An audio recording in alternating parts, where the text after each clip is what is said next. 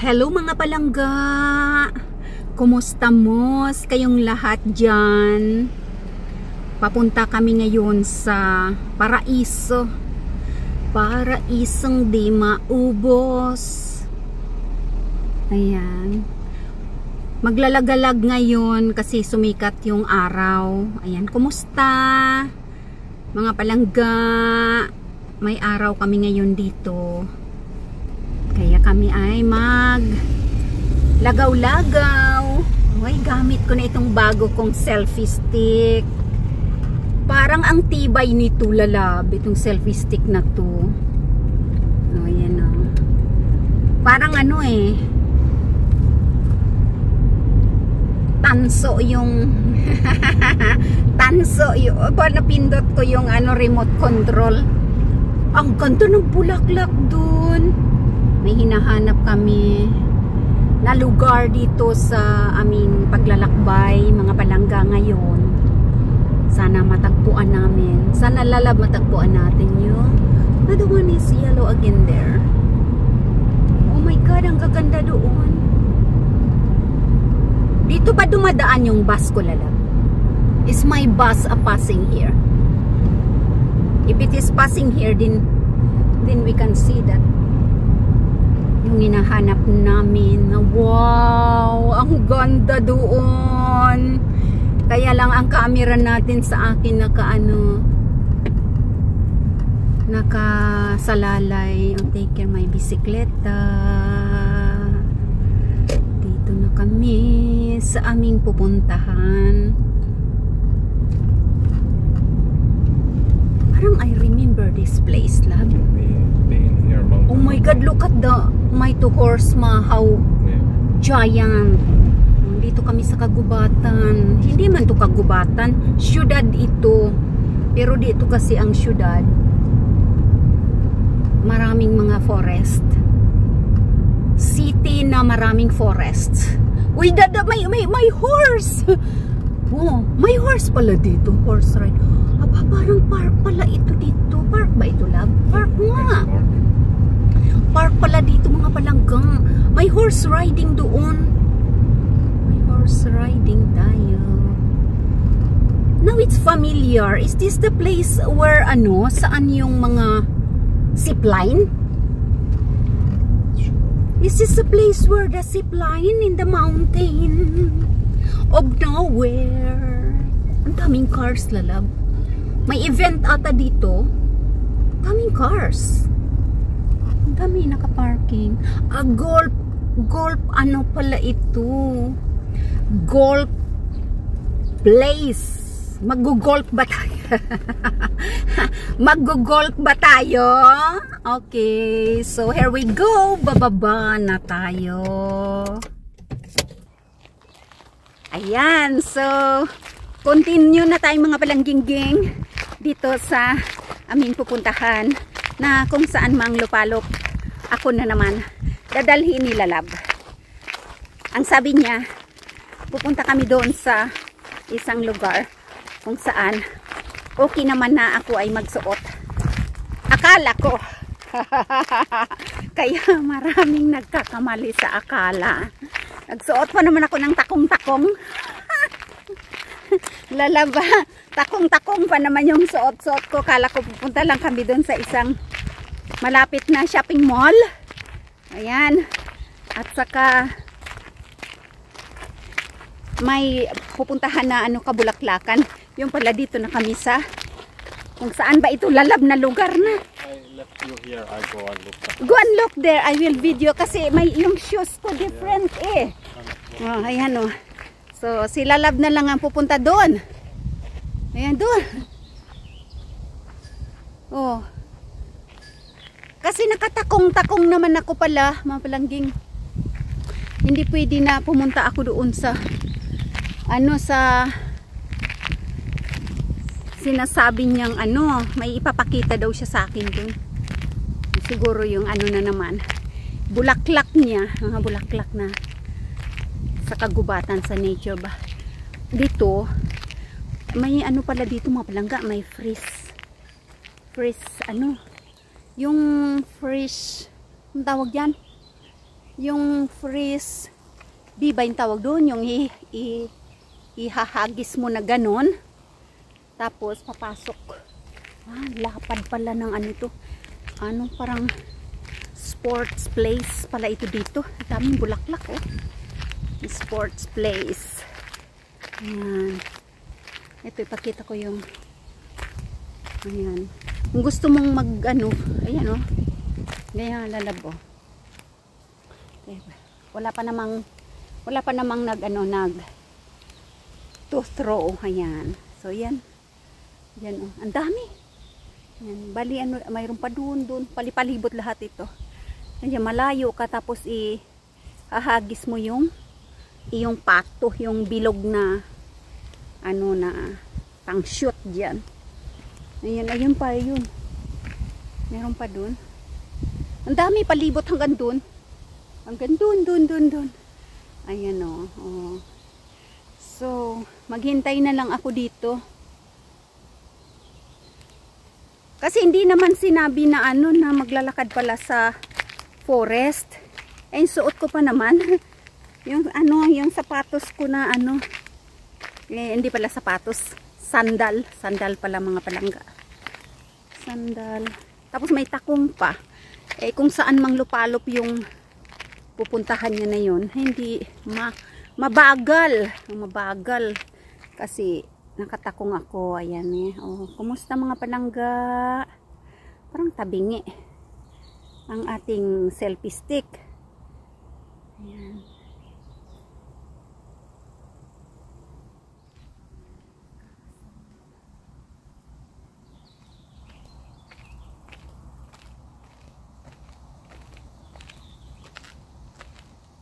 Kita nyo yun mga palangga, yung nakasandal-sandal ako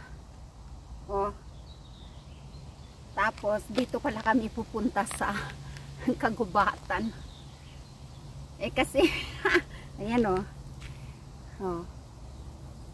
makakalakad ba yan sa sa kagubatan may takong yan. Kaloko naman kasi lalab punta lang sana kami sa sa Muhivainin, titingin ng mga halaman na para sa autumn. Tapos pupunta sa doon sa sa Ispontori. Yan di ba?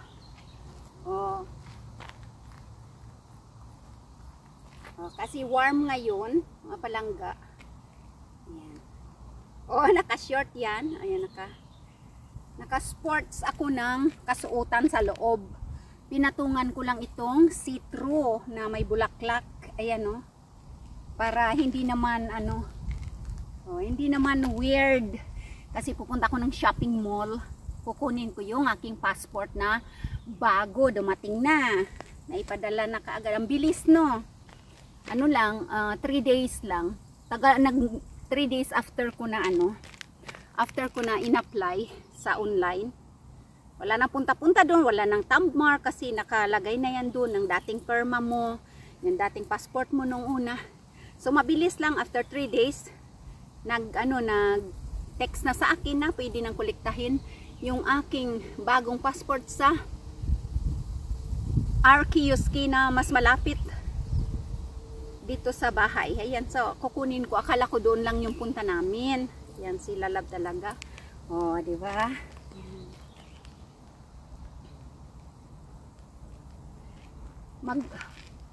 Model muna ako dito.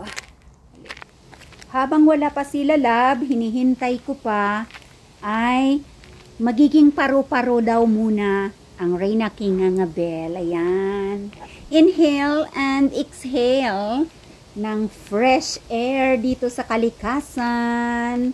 Ayan, hi sa aking mga members dyan, sa aking mga palangga, mga viewers dyan. Hello, how are you all? Ayan, may nasulyapan tayong magandang bulaklak ng damo-damo. Hindi naman damo na ipinagbabawal. Damo-damo lang na kulay brown ng bulaklak. Napakarami nitong ganitong damo-damo sa sa papuntang Baguio City. Pero ibang damo din. Kasi itong damo na to maliliit eh. Yung papuntang Baguio City pataas, pwedeng gawin nyo na Walis Tambo. Pero ito hindi. Damo-damo lang siya, kulay brown. Kita nyo yan? O diba? Ang ganda. Brown, brown, brown. Pero hindi siya palay. Damo-damo lang siya. Kita nyo mga palangga? Super ganda. Ilalagay ko sa aking florera sa bahay. Ayan. Selfie-selfie habang inihintay natin si Lalab na bumalik mula sa kanyang destinasyon kung saan man siya naroroon pa. Alright, at itong views naman na ito mga palangging-ging, andito na kami parang magic. Lumipad ang sasakyan papuntang Mohivainen. Ayan, at titingin ng mga halaman na para na naman sa autumn. Itatanim para mamumulaklak sa autumn. Meron pa kaya? Ayan, ang mga palibot dito. Ang views dito sa Mohivainen. Itong Mohivainen ay napakalapad at napakalaking tindahan ng mga halaman at ng mga garden tools, lahat ng kailangan mo sa iyong garden. Mga soil, iba-ibang klase, mga fertilizer, at kung ano-anong mga kagamitan. Basta about sa gardening. Ayan. Nag-uumpisa na ang mga bulaklak. Ayan. Ito ay hanggang autumn na, itong mga bulaklak na to. At itong mga dicolores na mga dahon, ay mga dahon lang yan mga palangging-ging. Ang decor nila dito sa area na to ay parang Japanese garden. Yung mga ganyang halaman, makikita yan sa mga tropical at mga Japanese garden. Ayan. At dito ko vivideohan muna sa area na to kasi para walang maraming mga tao.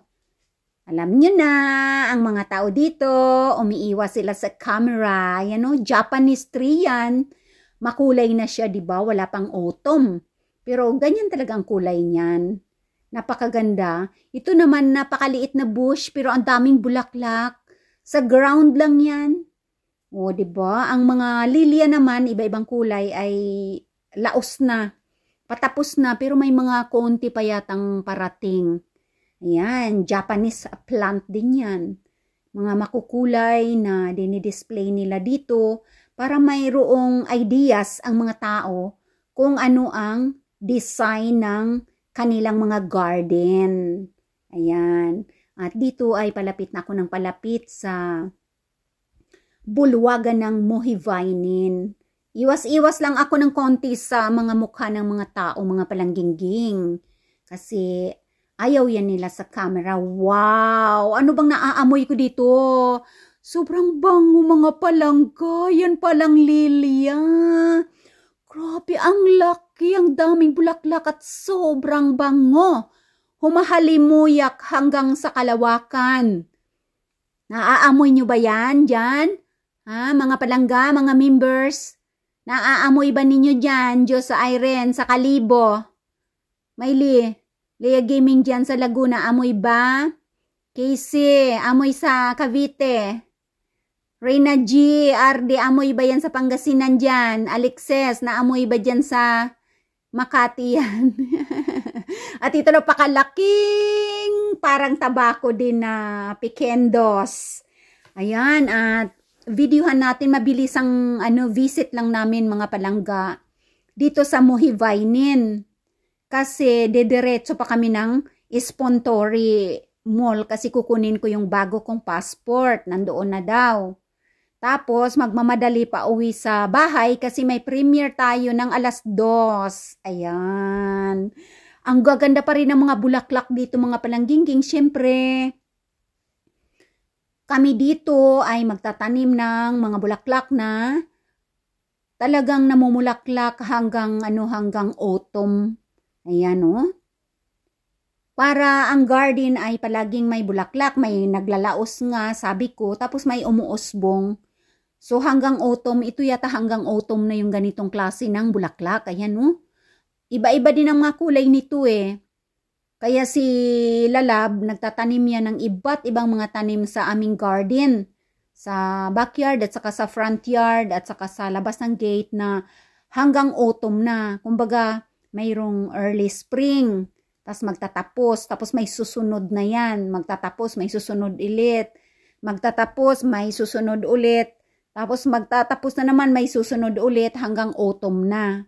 Pero pag malamig na at babagsak na yung snow, wala na, tatagpasin na lahat, ikakat na yung mga old branches, maglilinis na ng garden para sa pagbagsak ng snow. Ano na, flat na at malinis na ang garden. Para sa darating na spring, tagtunaw ay madaling tumubo ang mga tanim na makakasurvive syempre sa long winter. Ganyan ang 4 season. Ayun, ang gandang daming bulaklak mga palangginging talaga. Shout out sa aking mga members at salamat sa inyong lahat dyan. Hindi ko na kayo isa-isahin. Alam na ninyo yan kung sino ko. Ito, marami kaming tabako na ganito para pagkain ng paru-paro. Pero ito, ibang klase ito. Kasi ito ay maraming bulaklak sa itaas, sanga-sanga. Yung kay Lalab na tabako naman ay isang stem lang tapos maraming mga bulaklak pero walang sanga-sanga. Yung building na yan ay mohivinin yan.